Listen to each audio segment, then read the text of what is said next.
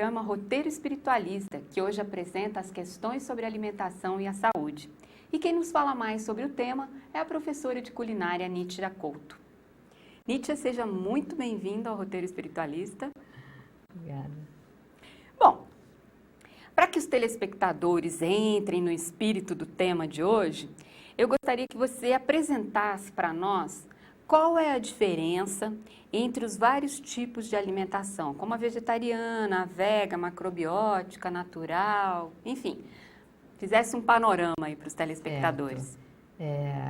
Macrobiótica, quem trouxe a macrobiótica para o Brasil foi o Kikuchi, um japonês, né? A alimentação macrobiótica é uma alimentação com uma base japonesa.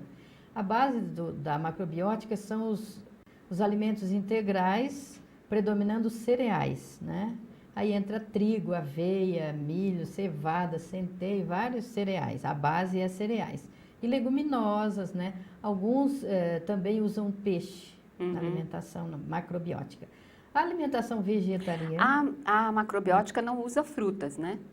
Muito poucas frutas. Porque o princípio macrobiótico é o princípio yin e yang, né? Yin, feminino, yang, masculino. Yin, água, yang, terra. E aí tem as dualidades, né? E então eles não utilizam muitas frutas que contenham muita água, porque eles acham que ser yang é melhor do que ser muito yin.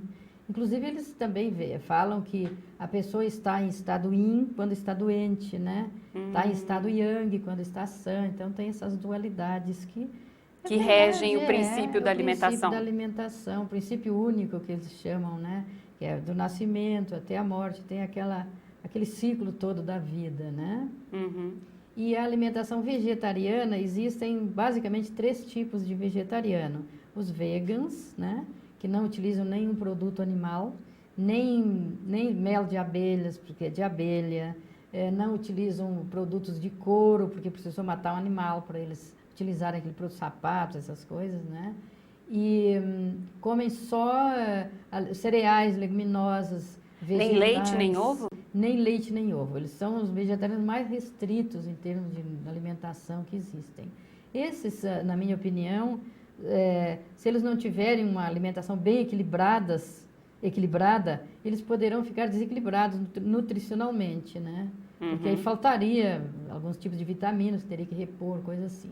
E existem os vegetarianos, lacto-ovo-vegetarianos, que são esses mesmos vegetarianos, só que usam leite e ovos, né? Existem os lacto-vegetarianos que utilizam leite e derivados. Né? E outro tipo que tu perguntou, qual era? Vegetariano? Você já falou, macrobiótico. E o natural, que na verdade é assim... Alimentação natural. Toda alimentação deveria ser natural? Com certeza. A alimentação natural abrange todo tipo de alimentação.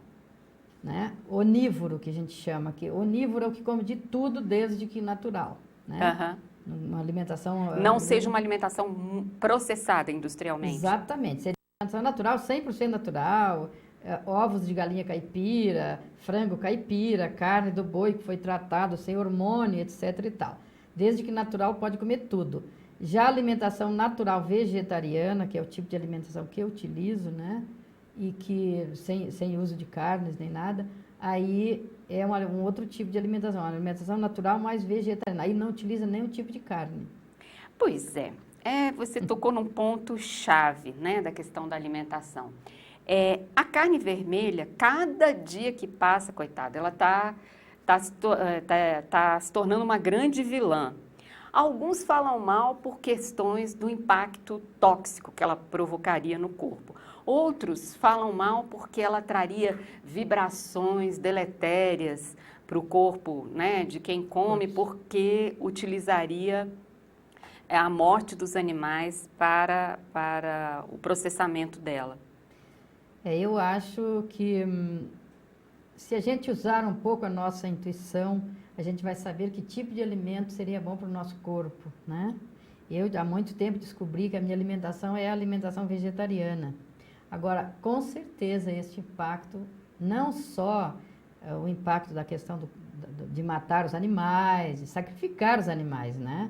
E da pessoa estar comendo um cadáver, que realmente é um cadáver de animal, mas é um cadáver. e que esse tipo de alimento envelhece o nosso corpo, não rejuvenesce. Mas olha só, a carne vermelha é um cadáver.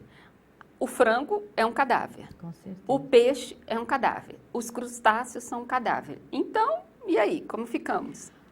Aí é aquilo que eu te falei, a pessoa tem que usar a sua intuição para saber se ela gosta realmente de comer carne, por que ela não vai comer? Sendo cadáver ou não, isso não importa. Importa é aquela questão, se tu come esse tipo de alimento e te sente bem, por que tu não vais comer? Se tu não estiveres comendo o que tu gosta, tu vais te reprimir. A repressão causará um outro tipo de doença, então tu tem condição, né? Eu acho que a alimentação vegetariana, eu tenho certeza que a alimentação vegetariana é a alimentação do Homo sapiens, o homem, né? O intestino do homem, do humano, ele tem aproximadamente 7,5 metros de comprimento. Enquanto que o intestino de um animal carnívoro tem 1 metro, aproximadamente, 1 metro, 1,5 metros. Então, tu imagina a indigestão que dá num humano que come muita carne ainda misturado com alimentos que não combinam, que é uma outra questão, né? Ah, tem a as dificuldade porque o alimento carne envelhece e dá esses problemas todos porque a pessoa geralmente acompanha um outro alimento que não combina com esse. Dá indigestão, que a pessoa às vezes fica, depois que come, fica com uma dorzinha de cabeça, às vezes o intestino meio ruim, né? Então tudo é causado pela má combinação de alimentos. E geralmente quem come carne dificilmente combina. É carne, arroz, batata frita, ou carne com macarrão, né? Ou carne com pão, no caso dos hambúrgueres, dos fast foods. Você podia falar um pouco agora sobre essa questão das combinações alimentares? Combinação dos alimentos é a coisa mais importante que tem na alimentação. Uma pessoa que sabe combinar os alimentos, que não é difícil, ela pode comer o que ela quiser. Se é uma pessoa carnívora, vai lá comer essa carne. Se é um vegetariano, vai comer seus vegetais, suas combinações. Não há problema nenhum. A pessoa que combina alimentos, ela não tem problema de doença degenerativa, como há muitos casos de câncer e outros mais, né? Então, uma pessoa que combina os alimentos, que combina põe no seu prato os alimentos que combinam, ela não vai ter maiores problemas de saúde, com certeza. Mas assim, quais são os problemas que envolvem as combinações? Vamos começar pela carne, já que a gente estava na temática da carne. A pior das combinações é a da carne. Quem come carne tem que estar alerta quanto que combinar com a carne. E aí, quando você fala carne, você não fala só carne vermelha. Você fala frango, peixe... carne e animal, de todos qualquer os... animal, né? Então, quando tu vai comer carne, hoje eu vou fazer uma dieta, mas vou comer carne, ótimo. Come lá o seu bife na chapa, seja lá onde for, ou o seu frango assado, sei lá. O que combina com as carnes de animais? Menos cereais, carboidratos dos cereais, amido das raízes, da mandioca, da batata, desses tipos de alimento, né? Isso é a pior combinação que tem. Por quê? Porque olha só, a digestão dos amidos, dos carboidratos, se dá na saliva. Dá exemplo dos carboidratos. Carboidratos e amidos, eles estão nos cereais, né? Todos os cereais, trigo, arroz, centeio, cevada, milho, vários. Esses são cereais. As leguminosas também têm amido. E as raízes, como batata, inhame, cará, mandioca, sabe? Esses alimentos com carne não combinam. Por quê? Porque a digestão dos amidos se dá na boca, misturando com a saliva. É a saliva que a gente chama de ptialina, que quebra as moléculas dos amidos, né? E a digestão da proteína, carne, proteína é um alimento ácido, amido é um alimento mais alcalino, entendeu? Então, quando tu mistura esses dois alimentos, quando chega no estômago, o que tu comeu mais é que vai predominar, tá? Porque os alimentos ácidos, por exemplo, as carnes, nós temos a pepsina no estômago, que é que quebra essas moléculas do amido. Então, tu imagina um alimento que faz uma digestão de um jeito e o outro de outro, juntos, né? Aí dá indigestão, um fica mais lento para digerir, então... Mas mesmo que a gente coma os dois em pequenas quantidades? Mesmo que come em pequenas quantidades. Quer dizer, quando tu come os dois em pequenas quantidades, um mala é menor, entendeu? Claro que a pessoa não vai comer 2 colheres de feijão, 2 colheres de arroz, um bife pequenininho, não. A pessoa que vai comer, come mesmo, né? Tem gente que até, tu olha para uma pessoa, tu nem diz, mas como tu come tanto assim, a gente nem imagina que a pessoa se come, né? A não ser quando a pessoa está em dieta. Quando ela está em dieta, aí ela vai comer aquela história das dietas que são prescritas pelo médico. 2 colheradas de arroz, ou no café da manhã, 2 biscoitos, creme cracker, uma fatiazinha de queijo, a pessoa não fica naquilo ali, não adianta. Eu acho que não funciona muito bem esse tipo de coisa. Mesmo essa dieta do café da manhã, que vai o queijo, que é proteína animal também, com pão, com bolacha, é difícil, viu? Sim, mas continuando a questão das combinações, você já falou das carnes com os carboidratos, os amidos. Então, o que combina com a carne? O que pode acompanhá-la, né?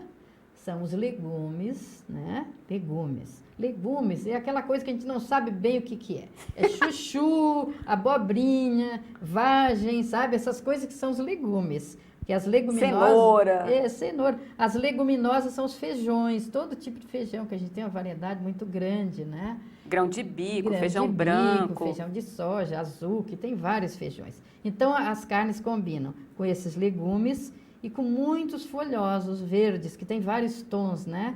Com brotos também combina muito bem. Então, a gente vai ter um prato farto com a nossa proteína, né? Quem come carne de soja, come carne de soja. Quem come carne de boi, come carne de boi. Mas com os legumes cozidos, levemente cozidos, e a sua salada verde ou colorida, que pode ser de várias cores, né? Um prato bonito, saboroso e muito nutritivo.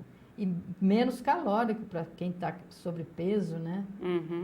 Tem algum outro tipo de combinação que não é muito recomendável? Tem vários tipos de combinação. A pior é essa, da carne com carboidratos. Outras combinações erradas são, por exemplo, frutas doces com frutas ácidas, não combina, tá? Vamos para os exemplos. Fruta doce nós temos o mamão, a banana, o caqui, o pêssego. Tem várias frutas doces. Tem as oleaginosas também, que são as castanhas, né? Que são consideradas as mais alcalinas, mais doces também. E as frutas ácidas nós temos toda a quantidade de cítricos, né? Laranja, limão, bergamota, tangerina, tem vários tipos. Tem o abacaxi também, tem vários. E tem as semidoces, as semiácidas, que aí entra, o pêssego também está na semi, tem a pera, tem a maçã, né? Então, se a gente vai fazer uma salada de frutas, a gente pode predominar um tipo só, por exemplo, se vai fazer uma salada de fruta doce, e botar um caldinho de laranja, é menos mal, porque vai predominar as frutas doces. E se vai fazer uma salada de fruta ácida, tu pode botar uma fruta doce no máximo, para não ficar tão, né? Tão em evidência, assim, predominar uma coisa mais ácida, mais alcalina. É bem interessante ver isso. Nítia, e como é que a gente faz? Ok, cá estamos nós ouvindo as dicas de bem comer, né? Você já começou a rir, mas é sério, porque a gente envolve os hábitos alimentares da nossa mais tenra idade, não só dos hábitos alimentares da casa, né, da sua educação, da sua família, como os hábitos culturais da sua área, né, do seu país, da sua cultura. Como compatibilizar isso e uma boa alimentação? E aí eu vou te pedir para responder após o intervalo. Nós vamos fazer um rápido intervalo e voltamos já a conversar sobre a alimentação e a saúde com a professora de culinária Nítia Couto. Você está assistindo ao Roteiro Espiritualista, que recebe hoje a professora de culinária Nítia Couto, que nos fala mais sobre as questões da alimentação e a saúde. Nídia, no bloco anterior, a gente estava conversando sobre as combinações que não são muito proveitosas, né, para a nossa digestão, como as carnes e os carboidratos, amidos, as frutas doces com as frutas ácidas. E aí eu me lembrei de perguntar como tudo isso se encaixa dentro das questões das nossas tradições alimentares, né? Que vem da nossa educação em casa, dos hábitos que os nossos pais transmitiram para a gente, da cultura da região, do país onde a gente está, né? Como transitar no meio de tudo isso? Olha, você que é uma professora, que ensina as pessoas a cozinhar, né? Olha, é claro que a gente nasceu, se criou com um determinado tipo de alimentação, né? É importante a gente não fugir muito disso, né? Mas se a gente quer uma vida melhor para a gente, por exemplo, eu nasci e me criei comendo carnes, né? Inclusive carne de porco, que eu detestava, mas 11 irmãos, uma condição financeira meio devagar, né? Então tinha que comer o que tinha, né? Mas também nesta época nós utilizávamos o leite de soja, que é um leite muito bom, né? Um leite vegetal. Nós utilizávamos o leite de cabras também, eu achava muito interessante isso na minha época. Depois que eu cresci, tenho a minha vida, me mudei, casei e tudo, aí eu optei por uma alimentação vegetariana, que eu acho interessante. Não foi muito difícil, não, e eu acho que não é muito difícil. Inclusive, uma pessoa que quer mudar, ela deve começar com uma alimentação alternativa, que eu acho super legal. Alternativa aos próprios hábitos. Alternativa aos próprios hábitos e alternativa como está sendo usada agora. Alimentação alternativa, o que que é? Não é muito diferente do que quando a gente, na nossa casa, a gente era habituada. Aproveitar o máximo do alimento, inclusive as fibras, talo de couve-flor, de brócolis, folha de cenoura, que a gente geralmente põe fora, folha de beterraba, de nabo, aproveitar o máximo do alimento, por quê? Porque a gente não vai deixar de comer o arroz branco que o papai e a mamãe serviam na mesa, mas enriquecido com fibras, entendeu? Utilizar o farelo do trigo, o farelo da aveia, que até tem à venda. E adaptando aos poucos uma alimentação mais natural possível. Quer dizer, mas não fugindo muito dos nossos hábitos, porque não é fácil uma pessoa mudar hábitos, principalmente hábitos alimentares, né? Porque isso é uma pergunta que eu ia te fazer, assim, a questão da alimentação, ela está relacionada estreitamente com uma compensação emocional. A satisfação na alimentação não está relacionada com o equilíbrio, com uma lembrança, né, de tempos felizes, né, de alguma maneira, da nossa infância ou da nossa cultura. Está e não está, sabe? Porque é tão gostoso a gente lembrar, que delícia o café que a mamãe fazia, entendeu? A mãe, por exemplo, a minha mãe, ela misturava o café com leite e ela pranificava o café. Pranificar é colocar prana. Prana é o ar mais puro que tem é prana. Então ela botava o café de uma vasilha para outra. Até hoje a gente pode fazer com chá, com outro alimento. O café fica muito mais saboroso.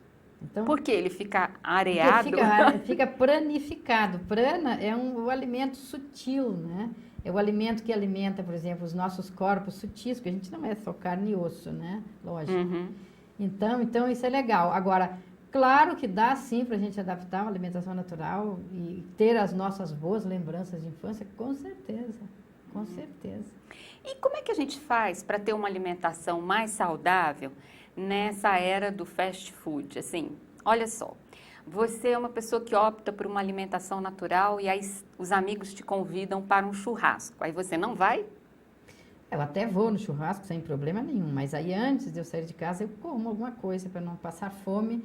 Ou então no próprio churrasco sempre tem uma salada mais legal, sabe? Tu mesmo pode ir um pouquinho antes e preparar alguma coisa diferente. O pessoal lá, pelo menos os meus amigos, adoram isso é interessante. Agora, quando tu vai para um lugar mais formal, aí tu tem que ficar na tua, né? Dependendo do alimento que surgir, tu pode comer ou não. Às vezes tem alguma que outra coisa que tu pode comer, tu pode beber, mas não come, entendeu? Uhum. Tem essa questão. Ou então aquela resposta meio técnica, assim, o médico me proibiu de comer determinada coisa, sabe? Aí fechou.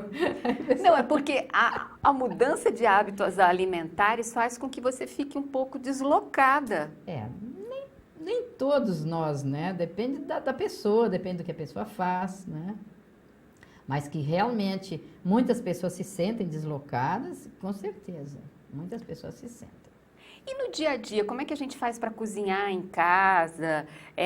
Sabe, assim, porque as pessoas geralmente, né, trabalham o dia todo, tem que levar o lanche para o trabalho, ou levam até o próprio almoço para o trabalho. Como é que faz com a conservação desses alimentos ditos mais naturais, que tem um grau de perecibilidade, né? se tornam muito mais perecíveis, se estragam muito mais rapidamente? Olha, tem que ter determinadas vasilhas para armazenar esses alimentos de modo que não estraguem, né? No caso de saladas, por exemplo, tu pode levar num pote e tal, no trabalho sempre tem uma geladeira, tu pode deixar guardadinho lá. No caso do prato quente, né, tu leva numa marmita térmica, então tem essas coisas. E a gente usa muito também o método do congelamento, né? Isso não danifica os Não, alimentos? Existem alimentos que não tem problema, não.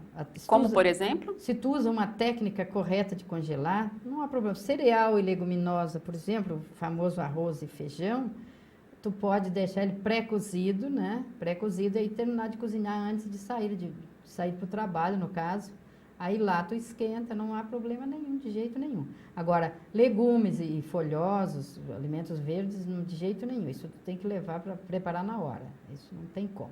Dá para fazer isso sim. Inclusive, tu pode levar lanche. Hoje em dia existem os famosos wraps, que são uma espécie de uma panqueca assada, que tu coloca tudo de bom ali dentro, enrola, faz um charuto, enrola no papel alumínio ou no papel manteiga e leva, é uma delícia. Muito bom. Aí tu pode fazer ele de sal, de doce, tu pode utilizar vários tipos de farinhas, né? Tu pode fazê-lo também com grãos, fica muito bom, super nutritivo e muito saboroso e de fácil digestibilidade também.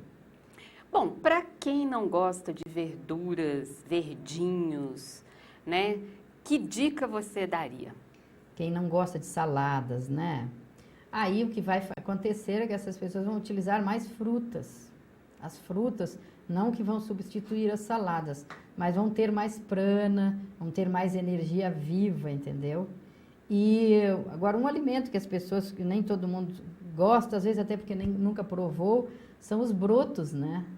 Os brotos são fantásticos. Inclusive o broto de trigo. De que forma? Em salada, em suco? Salada, em suco, do jeito que a pessoa gostar, né? E o broto, por exemplo, de capim de trigo, é a coisa mais incrível que existe até hoje. O capim de trigo é fantástico.